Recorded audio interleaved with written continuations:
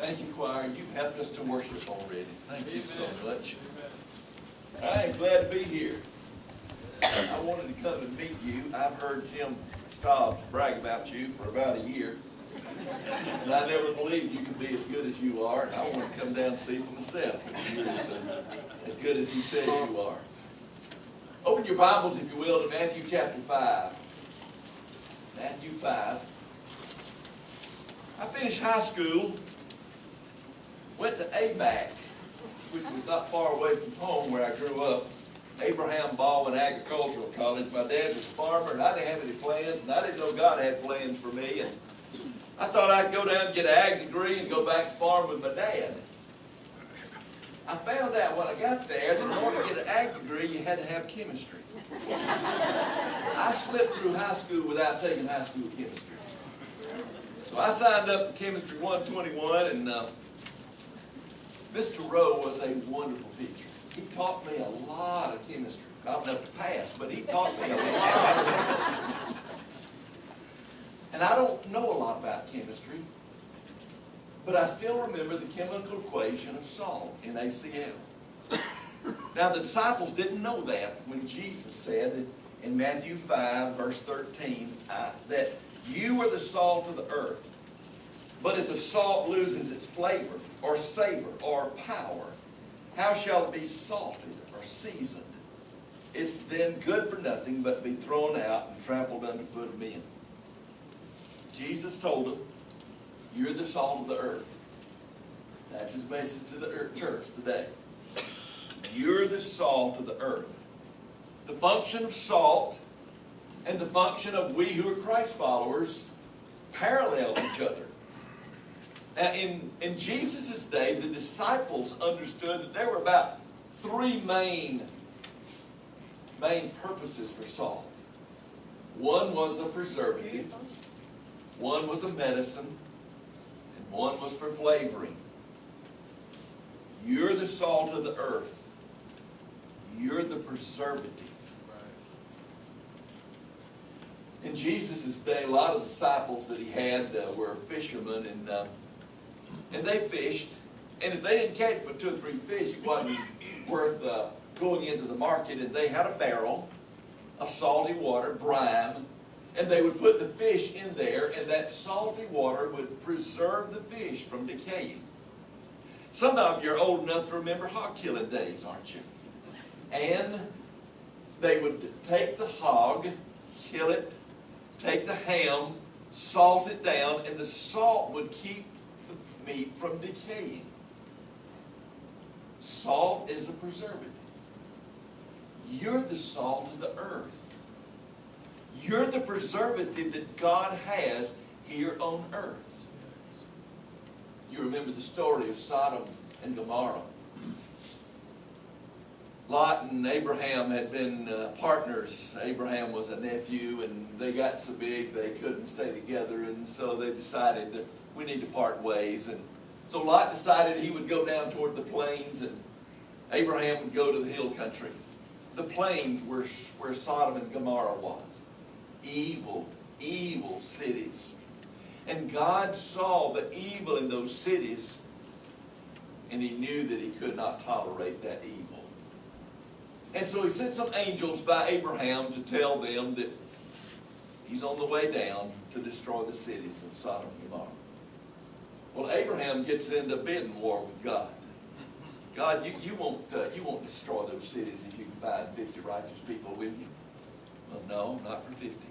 Well, what about for 45 or 40 or 30 or 20 or 10? And maybe embarrassed to go lower than 10. God said, for 10 righteous people, I will not destroy those cities. But they could not find 10 righteous people in those cities. Lot and his family, his wife and 2 children, potential son-in-laws, there were not 10 righteous people. And because of God destroyed them.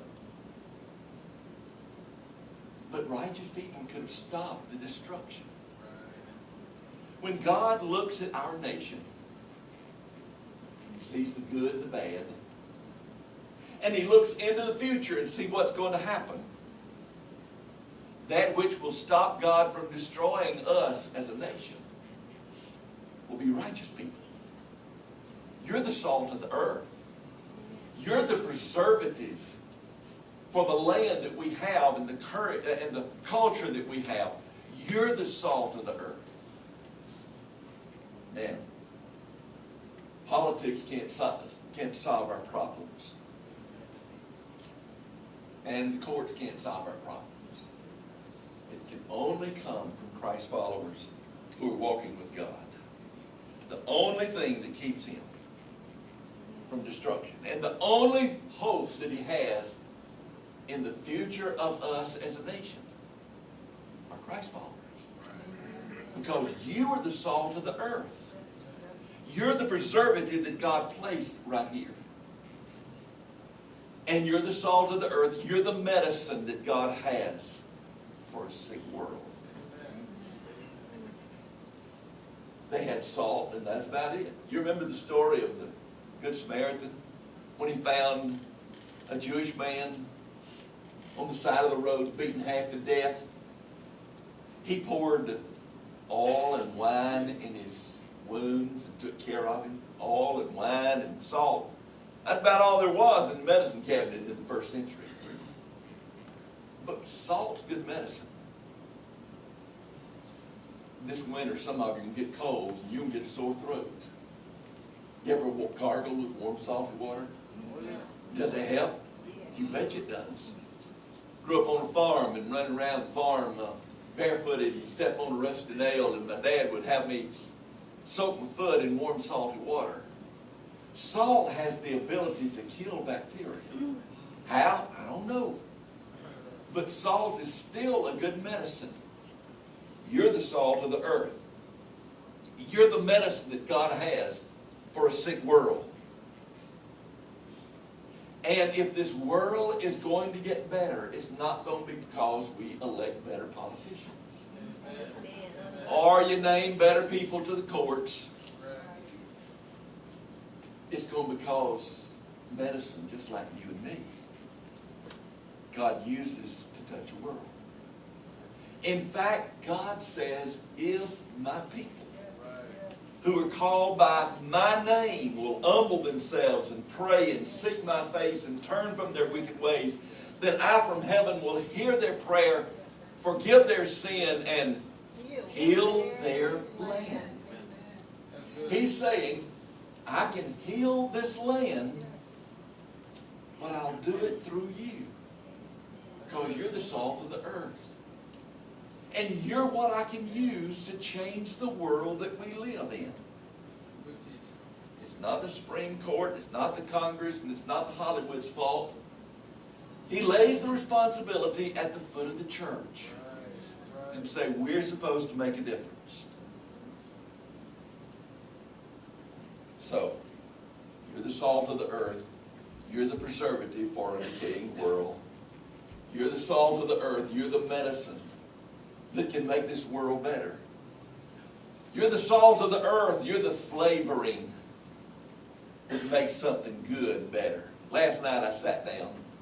I'd gone by Polk's and bought some big old ripe tomatoes and sat down and sliced those tomatoes and put them on a tomato sandwich. Those tomatoes were good. But I put a little salt on them, and it made those tomatoes better. It's a flavoring. Now I know some of you, the doctor won't let you have salt, and I just pity you for that. Because salt makes black-eyed peas taste better. Makes a baked potato taste better. Makes a tomato sandwich taste better. You're the salt of the earth. You're the flavor. You're to make wherever you are better. Your home is to be a better place because you're there and you're a Christ follower. Your workplace is to be a better place because you're there and you're a Christ follower. Your community is to be a better place because you're there and you're a Christ follower. You're there. You're the seasoning.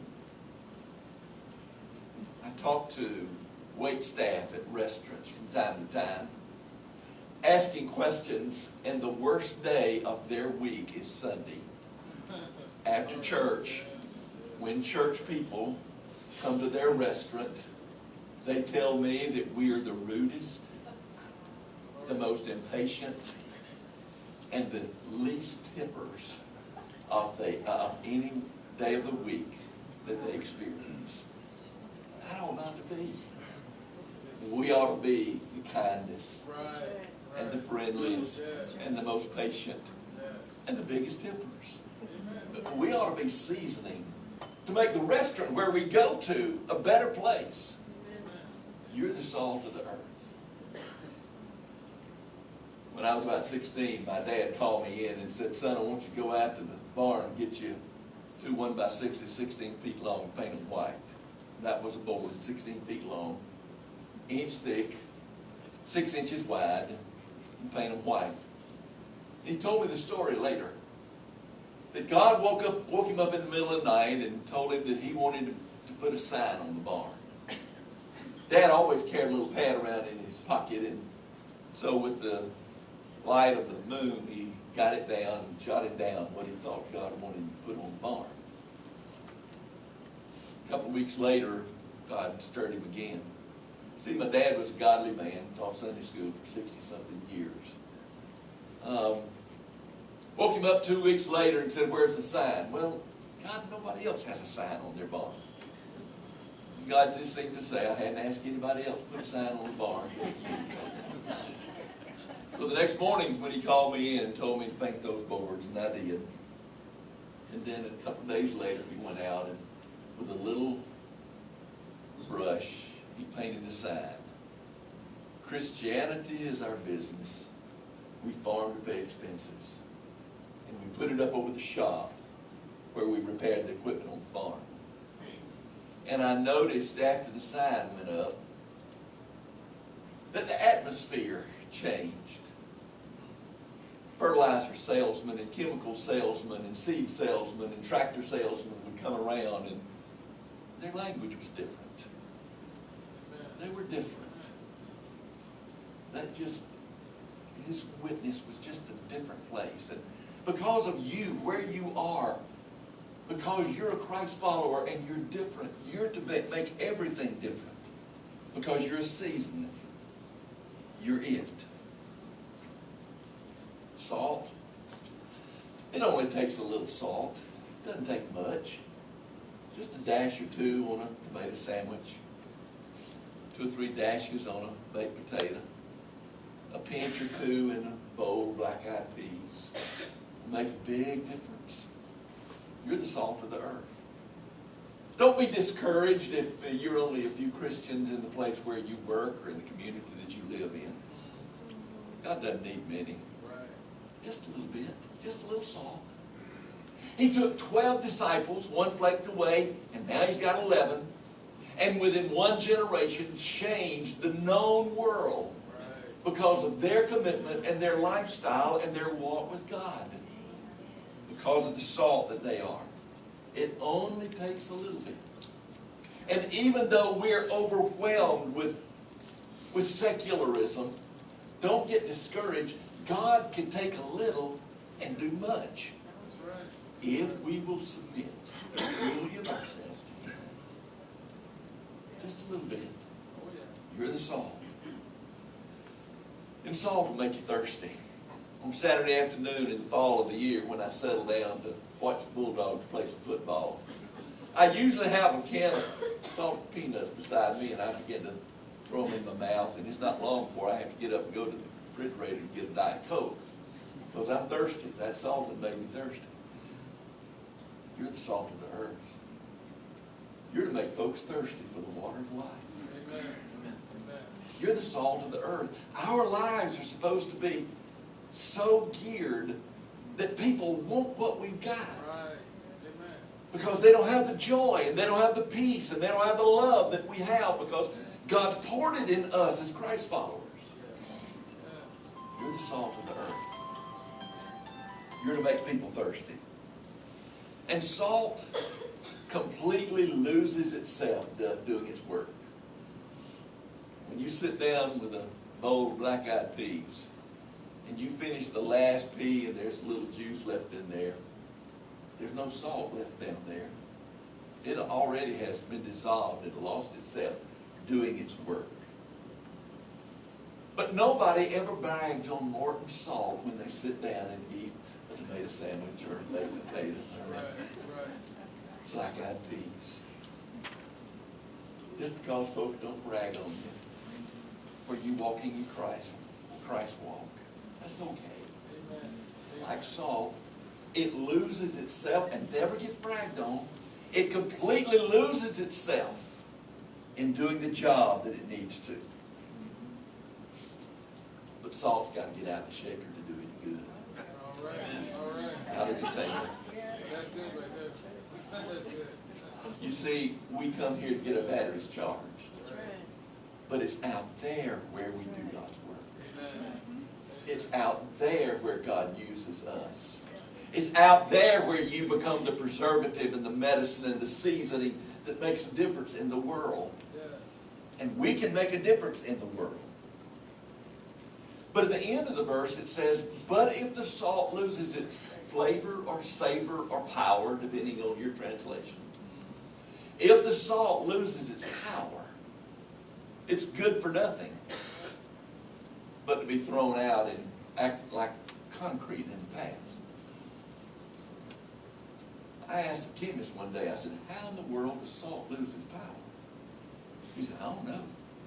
You can put salt in a mason jar and put it out in the middle of the desert, and sunlight can hit that thing for 100 years and it's still salt. But I read the disciples knew something I didn't know then at the time. They had salt and they kept it in sealed containers in their house. Because their houses were not as tight as our houses are, and windstorms would come and blow dust in. And it only takes a little dust or a little dirt in a bowl of salt for it to lose its saltiness. It's good for nothing. So they kept it contained. Now the application is simple. It only takes a little sin, a little moral dirt in our lives to render us powerless. But you can't go and pick out the dust out of the salt and make it salt again. But the good thing is that God can make you powerful again, because if you confess your sin, He's faithful and just to forgive you your sins and cleanse you from all unrighteousness and restore His power in you. That's it. You're the salt of the earth. More harm has been brought to the cause of Christ by Christians who did not live the Christ-like life than all of the secular people in the world. But as salt of the earth, you can be the preservative for a decaying world, the medicine for a sick world, the seasoning that makes wherever you are a better place. Folks, you're the best God has. God doesn't have any better. You're the best God has on this island, in this state, to change this world. You're plan A. He doesn't have plan B. Because He said, you're the salt of the earth. And when we act like salt, the world gets better. The world's saved. Our homes are better places. Our businesses are better places because we're salt. Pray with me. Father, your word is plain and simple, not complicated, but it's true. So Lord, help us to take this simple truth that you gave us, apply it to our lives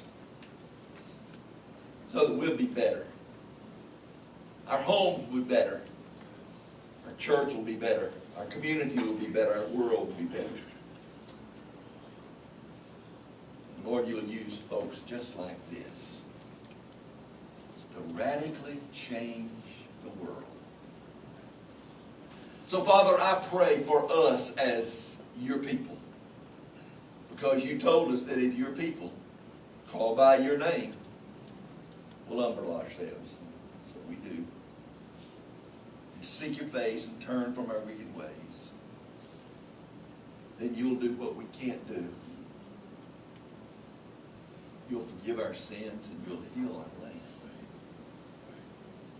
So Lord, help us to do what we need to do so you can do what you want to do, making a difference in the world that we live in. In the name of Christ we pray. Amen. In just a minute, we're going to sing.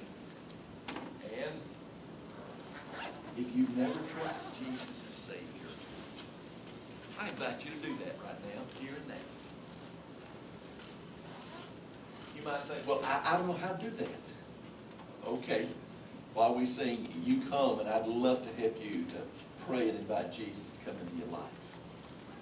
So if you're without Christ and you're ready to make that commitment to Him, you come, and you and God can settle that. It may be that your membership somewhere else, and you're sensing God wants you to plant your life in this church, to be a part of what God's going to do here. We invite you to come. Or if you already a church member here and you're a Christ follower, but you know that your life hadn't quite measured up lately, and some changes need to be made.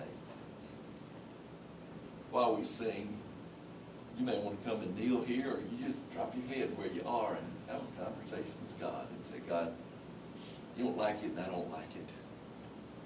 And with your help, it's going to be different. I make a commitment to you to be salt, to preserve our decaying world, to heal our sick world, and to make our world a better place.